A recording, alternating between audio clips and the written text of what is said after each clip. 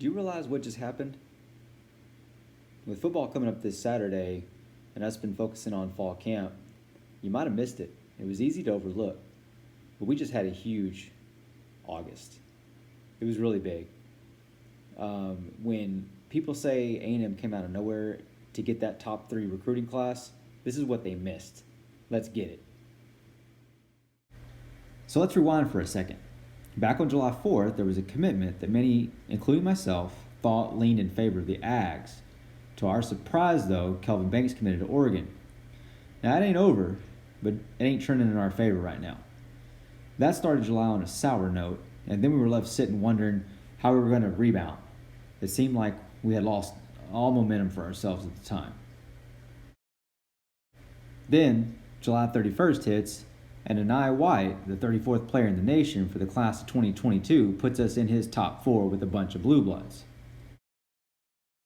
August 3rd brings a top 7 from Anthony Lucas, the number 63 player in the nation, that includes A&M, along with Notre Dame, USC, Bama, and LSU. Now, the same day we find out Bryce Anderson will decide between Texas and A&M in the next few days. Then the 52nd ranked recruit in the country lays to rest a months-long battle on August 6th by choosing the Aggies. When little brother pulled a would-be coup by picking up Bryce, he got us all to forget about Banks for a moment.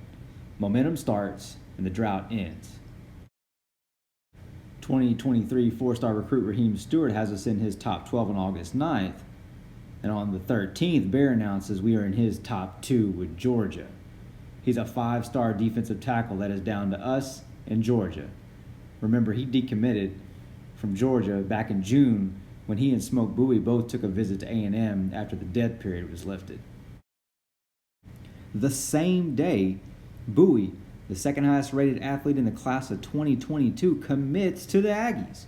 That's the same Bowie that was committed to Georgia with Bear and decommitted with him at the same time. Now we rolling, right? We could cool off and I'd be happy. I mean, after all that action, I can't complain. But no, as Jimbo says, we ain't done yet. Not even close. But one sleep later, Jalen Gilbo, a 4-star cornerback, has us in his top 3 with familiar foes. Similar story with 4-star wide receiver Brennan Thompson on the 20th. Walter Nolan, the number 1 player in the class of 2022, a 5-star defensive tackle, has us in his top 3 on the 24th with Tennessee and Georgia. It seems like we are battling Georgia as much as Texas these days, and honestly, it seems a little bit more, So here I am, trying to catch myself. What is going on here? There's a lot of momentum rolling through, even though these aren't commits directly to A&M, but it's a lot of action. The number 2 recruit in the class of 2023, Labius Overton, a 5-star D lineman, has us in his top 12 2 days later. Now, I swear I'm starting to feel like a broken record, because on the 26th, top 10 recruit 5-star defensive lineman Shamar Stewart puts us in his top 5 with Clemson, Georgia, Ohio State, and Miami. 5-star edge Omari Abor has us in his top 5 with more Blue Buds the next day as well. I mean, I can't ask for more at this point. I don't want to be greedy. I want to be appreciative of what I've gotten so far. But I'll keep pouring that sauce on. I like it. From my perspective, it just means a lot to be in the same crowd as these folks. I mean, there is something to this where, we haven't really been in this position in quite a long time. And so I don't want to take that for granted. But then, yesterday I find out it's down to A&M in Oklahoma for top 10 defensive lineman Gabriel Dindy. I'm like, I don't know what's going on here anymore. And so this is the part where I started to backtrack through the last month, because I felt like I'd heard our name called a few times, but I wasn't real sure, and I wanted to kind of put a little bit of evidence. So sure enough, after I went back through all these tweets from Hayes Fawcett, here's what I found. Right now, we hold commitments from 5 top 100 guys in the class of 2022. This, along with other commitments inside the top 300, has us ranked 9th right now. That's for the class of 2022. However, if you resort this by average recruit rating, you'll actually would have to place us fourth.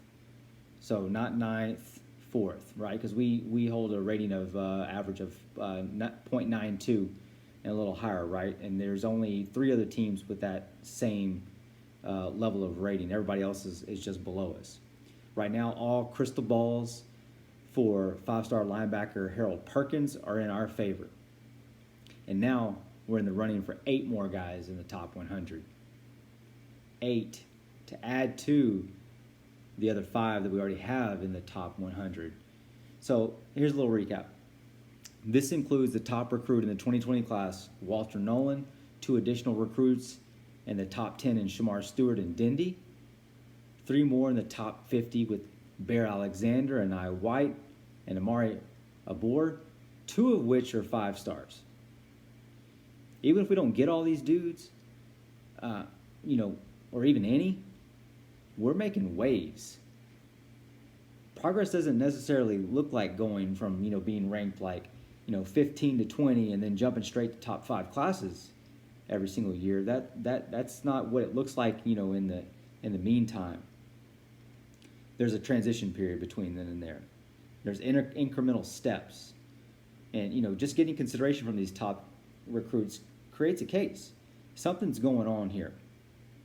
There's progress being had because we're getting more action in this area than we used to get, or at least that we've gotten a really long time. We're making waves.